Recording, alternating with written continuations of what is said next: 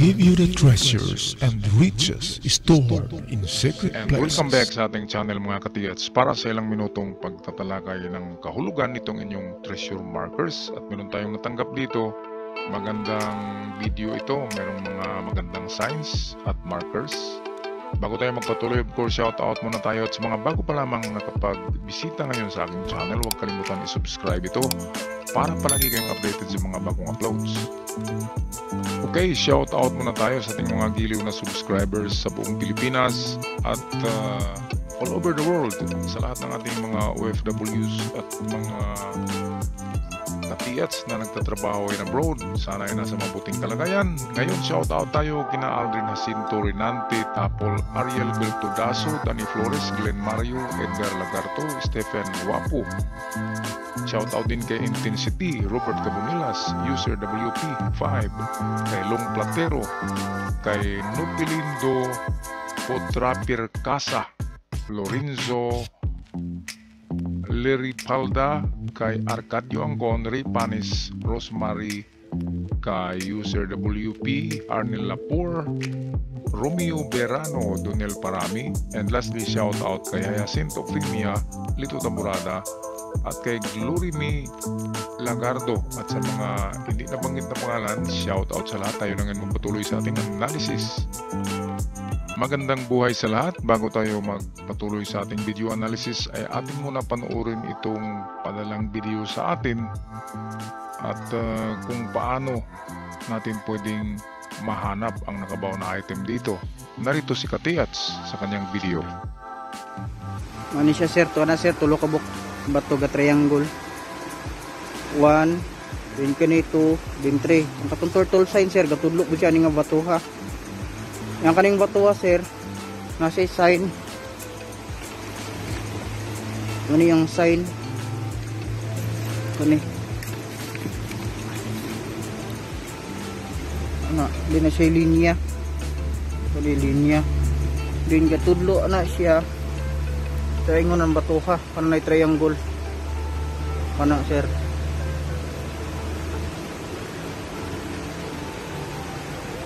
yun na sir ano na siya aning bato ha kung imo siyang straight on pa north siya sir na triangle siya hindi triangle kani siya sir, kawayan ni siya sir. Kawayan nasa north din. Tulo ka bukbato nga triangle. Sulayan ako nagkuan sa una dira sir, na ako'y nakita mga positive sign. Then pa-drip daw siya. Then nakita nako siya sir nga mag-drip daw. Kani nga sign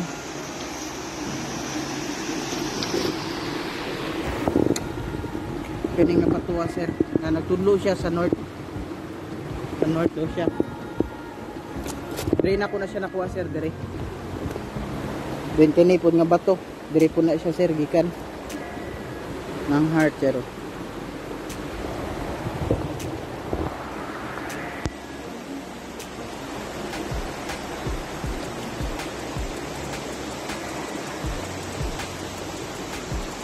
nasa linya ang kanang linya ha itudlo siya anak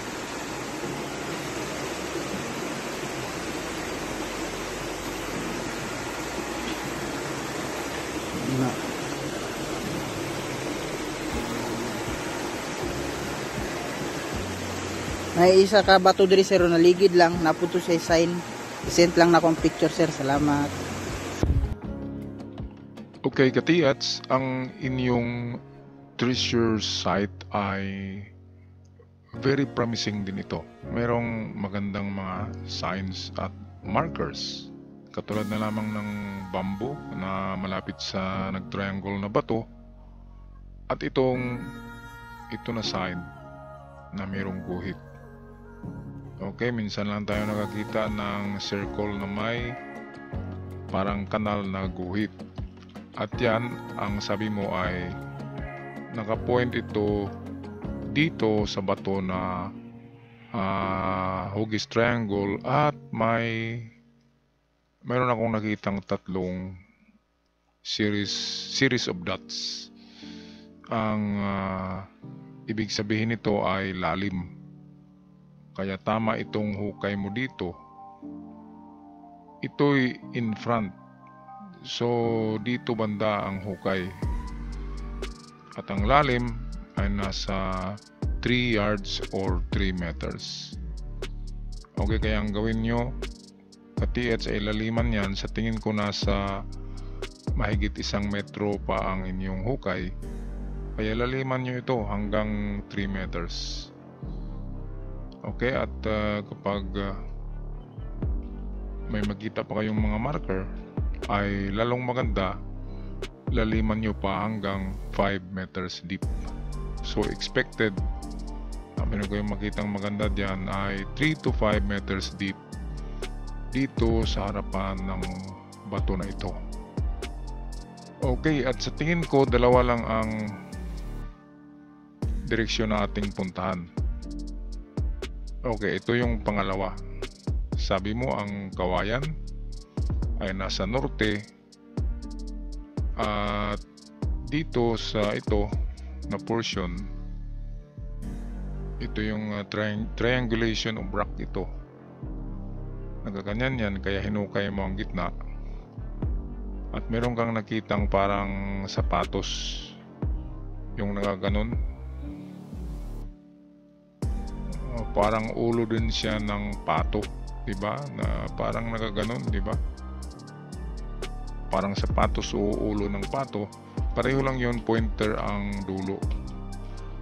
So sabi mo ay doon naka-point, pero sa palagay ko naka-point yun sa kawayan.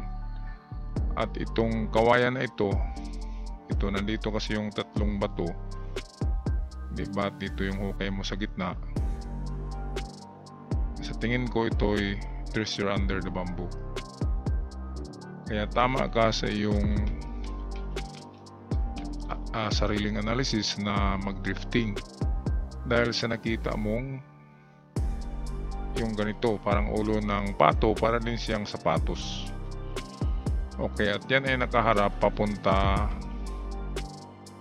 sa gilid yata nitong kawayan. Kaya kung itong gilid ng kawayan ng punteriya, i-check mo kung ang gilid na yan ay nakaharap sa east, sa araw, sa umaga. At kapag nakaharap yan sa east, tama ang sinabi mo na dito na banda ang punteriya noong nakuha mong bato na hugis ulo ng pato o hugis paa ba yun. Okay, so magandang site ang meron kayo. Ito'y creek. Kaya kapag creek, alam na natin na mayroong mga ibinaon dyan. At huwag kalimutan humingi sa Panginoon ng gabay o giya, kasi siya lamang ang pinaka supreme na analyzer at detector natin sa pagganap ng mga ganyan na bagay. Kung hindi niya gusto, ay wala tayong magawa. At kapag ginusto niya, ay ibabayaw tayo sa alapaap, di ba, sa kaligayahan. Okay, kaya maraming salamat sa lahat ng nanonood at nagsuporta sa ating channel. God bless you all, and may the fortune be also be with you, mga ka-TH. Paalam at ingat kayo.